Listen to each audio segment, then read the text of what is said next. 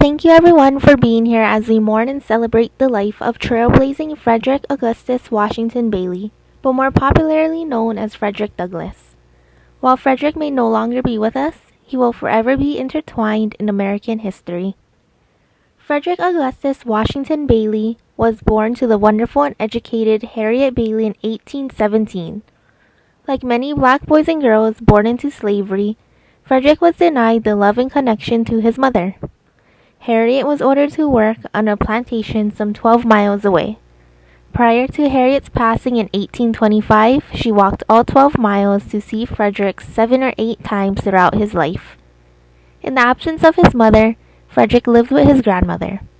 A year later, he was torn from his grandmother's care.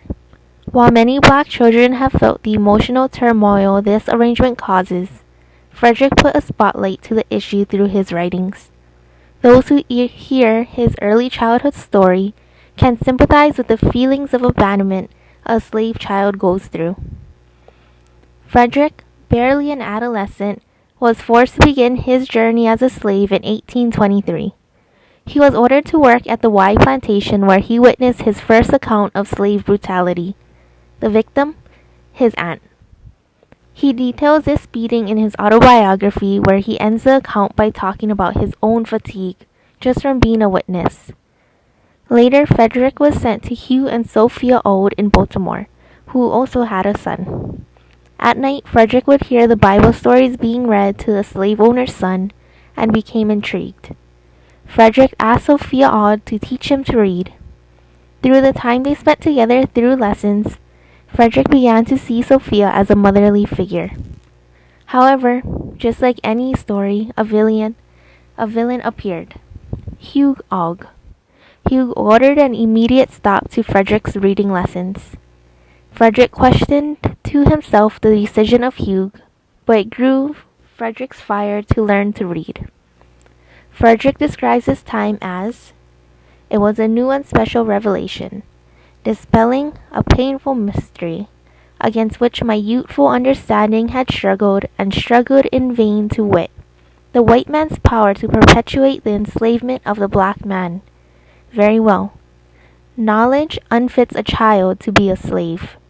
I instinctively assented to this proposition, and from that moment I understood the direct pathway from slavery to freedom." While in Baltimore, he exchanged his bread for reading lessons by 4 white boys. He described this exchange as that more valuable bread of knowledge. In 1831, Frederick bought a book, The Columbian Orator, a collection of famous speeches that helped him become an orator to slavery. While no one can say Frederick had an easy experience as a slave, the journey of his slavehood was especially important to him becoming a literate black man. In 1833, Frederick was sent back to Thomas Ode. Thomas ordered Frederick to plantation work, which was overseen by the slave breaker, Edward Covey. Covey had a reputation of being merciless towards slaves. After 6 months of brutality, Frederick decided to do what was not seen from other slaves and defend himself against Edward Covey. Covey called for the help of his cousin Hughes.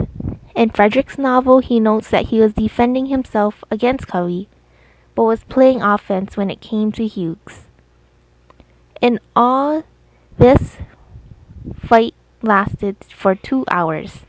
This truly speaks to the courage and intuition Frederick held. In 1836, Frederick went back to Baltimore, away from the plantation, and began work as a ship worker where he earned a decent wage. Frederick met Anna Murray. Together they came up with a plan to escape Baltimore together. On September 3, 1838, Frederick took a train out of Baltimore to Pennsylvania. Of course, there are many difficulties here too. Frederick talks about the difficulty with the train inspectors. Seeing that I did not readily produce my free papers, as the other colored persons in the car had done, he said to me in a friendly contrast with that observed towards the others, "I suppose you have your free papers?" To which I answered, "No, sir. I never carry my free papers to sea with me." "But you have something to show that you are a free man, have you not?" "Yes, sir," I answered. "I have a paper with the American eagle on it that will carry me around the world." Frederick's quick thinking and cleverness is a notable quality. He then takes a train to Philadelphia, the overnight train to New York, and arrives in New York City the next morning. Within the next month, Frederick and Anna are married and living in New Bedford, Massachusetts, and become Mr. and Mrs. Douglas. However, life in New Bedford, Massachusetts wasn't simple. Frederick was turned away from working in the North because of his skin color. Despite that, he begins to get involved in the anti-slavery movement. He begins to attend meetings at Zion Chapel. As he becomes more comfortable, he began speaking among his peers in the Zion Chapel. Without missing a beat, he began his speeches with, "I appear before you this evening as a thief and a robber. I stole this head, these limbs, this body from my master and ran off with them." This can be seen as essential to his public speaking journey. In 1841, Frederick is invited to the convention of the Anti-Slavery Society that included a predominantly white audience. He is then hired as Anti-Slavery Society speaker. This launched his career as an orator. In 1845, Frederick decided to publish his story. Frederick discussed the root cause of slavery, that, and I quote, "blacks lack the mental capacity and awareness of self found through writing," end quote. Frederick composes the book Narrative of the Life of Frederick Douglass, an American Slave, that sells 30,000 copies in its first 5 years of production. Frederick's book included the strategy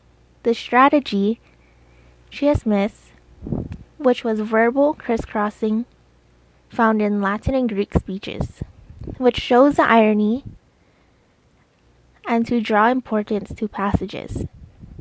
Through his journey to become a reader and writer, he brought true meaning to his quote, "You have seen how a man was made a slave. You shall see how a slave was made a man." For white America was truly witnessing an evolving and successful black free man. Frederick Douglass also wrote My Bondage and My Freedom, where he speaks of his 15 years of freedom and shows that it wasn't all rainbows. He was focused, though, on his goal of ending slavery, as seen by this quote found in My Bondage and My Freedom.